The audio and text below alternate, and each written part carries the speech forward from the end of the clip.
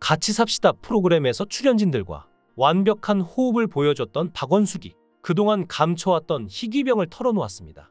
박원숙은 1983년부터 메니에르병을 앓았으며 지난 2018년 프로그램에서 보건소를 찾아 건강검진을 받는 도중 의사에게 자신이 메니에르병을 앓고 있다고 고백했는데요. 메니에르병은 급성 어지럼증을 일으키는 가장 대표적인 귀질환입니다. 심할 경우 청력을 잃기도 하는데요. 박원숙은 오른쪽 귀가 안 들리고 어지러워서 제대로 서 있기도 힘들다고 하죠.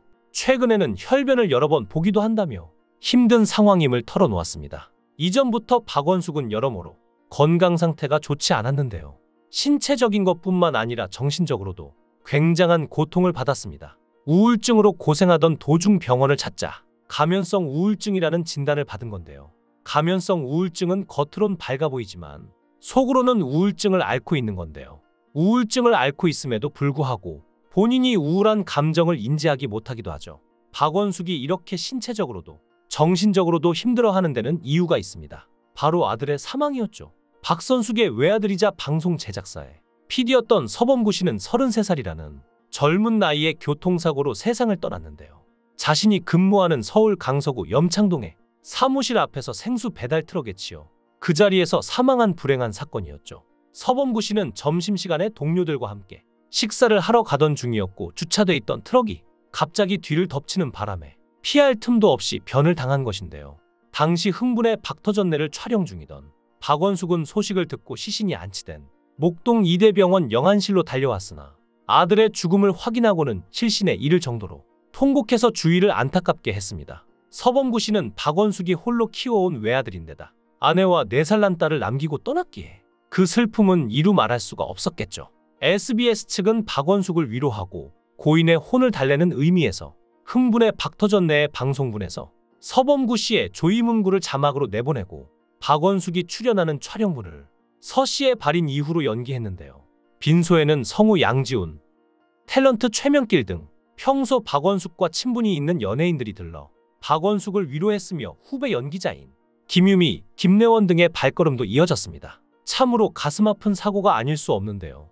사실 한편 박원숙은 아들의 교통사고 당시 아주 조금 다쳤다, 차에 조금 부딪혔다 라고 전달받았기 때문에 촬영이 있는데 나중에 가면 안 되겠느냐고 말했지만 이상하게도 병원에서는 계속 오라고 말했다고 합니다. 그래서 급하게 찾아가서 들은 게 바로 아들의 사망 소식이었죠. 아들을 황망하게 떠나보내고 슬픔에 빠져있던 박원숙은 의문의 전화 한 통을 받았는데요. 박원숙 선생님이죠? 라고 상대방이 말했고 누구냐고 물어보자 상대방은 선생님한테 맞아야 되는 사람입니다 라더니 아무 말 없이 눈물을 흘렸다고 합니다. 박원숙은 이상한 느낌이 들고 무섭고 섬뜩한 마음에 전화를 끊었는데 이제 와서 생각해보니 그날 사고를 낸 운전사인가 싶다는 생각이 들었다는데요.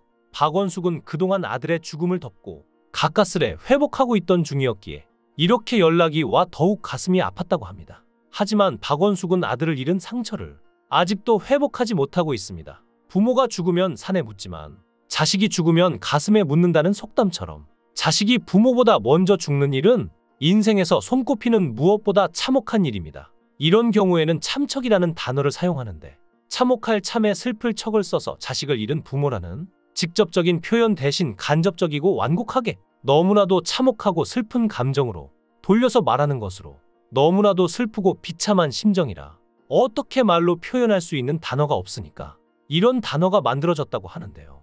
이런 슬픔을 이겨낼 수 있는 사람이 과연 몇이나 될까요? 그래서인지 박원숙은 아들을 보내고 손녀에게도 관심을 가지지 않았다고 합니다. 영덕까지 장거리 운전한 손녀를 만난 박원숙은 반가운 마음에 손녀를 꼭 끌어안았는데 박원숙은 손녀에게 학생으로서 공부 잘하고 올바르게 자라줘서 정말 고맙다, 잘 커준 것만으로도 고맙다며 지금과 같은 상황을 꿈도 못 꿨다고 했는데요. 손녀를 초등학교 입학 전에 보고 고등학교 1학년부터 다시 연락을 시작했기 때문입니다. 이제 못 보내는구나라며 새 생활을 응원했는데 지금 이렇게 만나게 된 것이었죠. 본인이 생각할 때 빵점짜리 엄마고 아들에게 못해준 게 너무 많기 때문에 아들에게 못해준 걸 손녀에게 다 해주면서 한풀이를 한다고 하는데요. 그러면서 박원숙은 그룹 샤이니키를 좋아하는 손녀를 위해 SM엔터테인먼트에 가서 사진을 얻어서 준 적도 있다고 하죠. 자식을 잃은 슬픔을 가진 연예인으로는 고 송혜가 있는데요. 라디오를 17년간 열심히 하던 때 하나뿐인 아들을 잃었죠. 한남대교 공사 도중 대학교 2학년이었던 아들이 오토바이를 탔는데 갑자기 병원에서 연락이 와 갔더니 아들은 수술실로 들어갔고 빈 이동 침대만 있는데 머리를 감쌌던 붕대들만 수북했는데 그걸 제대로 볼 수가 없었다고 합니다. 아들이 수술실에서 아버지 살려주세요 외쳤는데 그걸 서서 바라보는 게 참 힘들었고 6시간을 넘긴 수술 끝에 혼수 상태에서 깨어나지 못하고 세상을 떠나고 말았습니다. 송해는 아들을 잃은 슬픔에 극단적인 선택까지 하고 말았는데요. 아들을 잃은 이후 모든 걸 내려놓고 지내다 남산에 올랐는데 알 수 없는 기운에 홀려 아들도 없는 세상 왜 사냐는 환청을 들은 건데요. 그 순간 자신도 모르게 낭떠러지 앞으로 뛰어들었던 것이죠. 정신을 차리니 소나무에 걸려 있어 간신히 목숨을 건질 수 있었다고 하는데요. 이렇듯 자식을 잃는 슬픔은 감히 말할 수 없을 만큼 어마어마합니다. 하지만 박원숙의 슬픔은 여기서 끝나지 않았습니다. 사고로 아들을 잃었을 때 배우 오미연이 언니 강아지를 키워봐라며 조언해서 바다로라는 이름을 가진 강아지를 키웠죠. 벌써 15년이 됐다. 지금은 같이 늙어가면서 한 가족처럼 지내고 있다고 애틋한 마음을 드러냈는데요. 그녀의 마음을 감싸주었던 강아지마저 강아지별로 떠나고 말았습니다. 박원숙은 다시는 강아지를 키울 수 없다며 자신은 소중한 존재를 다 떠나보내는 불행한 사람이라고 얘기하기도 했습니다. 이를 두고 흔히 페노스 증후군이라고 하는데 반려동물이 죽었을 때 주인이 느끼는 깊은 슬픔과 상실감으로 심리적으로 매우 고통스러운 상태를 말합니다. 이는 사랑하는 가족을 잃었을 때와 비슷한 감정을 동반하며 특히 오랜 시간 함께 한 반려동물의 죽음일수록 더 큰 충격으로 다가오니 무려 15년을 함께 지낸 반려견이 강아지별로 떠났으니 얼마나 슬펐을까요? 박원숙의 마음이 이해됩니다. 특히나 가정사가 안 좋기에 더욱 그런데요.